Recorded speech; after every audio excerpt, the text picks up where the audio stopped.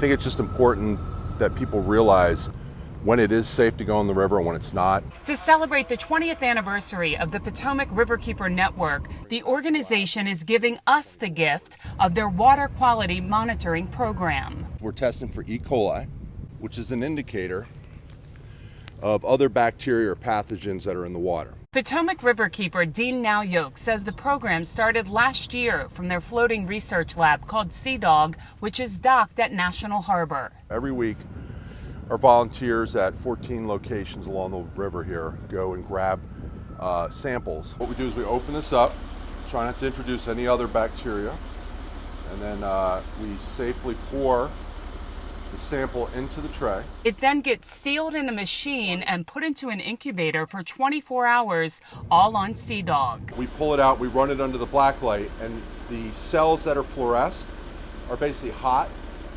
It's showing that there's poor water quality. Before you try to take a dip in the open water, a good reference point is to download the Swim Guide app. Volunteers with Potomac Riverkeeper update their findings every week.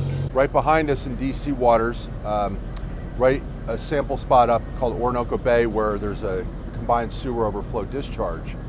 We're finding inconsistent water quality where basically high bacteria levels on a frequent basis. But Potomac Bay in Lorton, Virginia is consistently safe for swimming. And the first annual Swimmable Potomac report shows the water around National Harbor has an 85% passing rate. We just feel strongly that this river belongs to the public.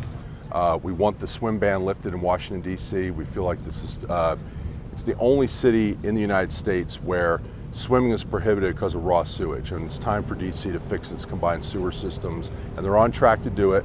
Alexandria as well, but we're still 10 years away from those fixes. Last year, Bay Bulletin toured the tunnel system DC Water is building to capture and treat the overflow. But before those systems are updated around the Potomac River, you can download the Swim Guide app for free and know before you plan to go for a swim. There are definitely times when it hasn't rained for several weeks where we're finding good water quality and people can swim, and we encourage people to go in the river. For Chesapeake Bay Media's Bay Bulletin, I'm Cheryl Costello.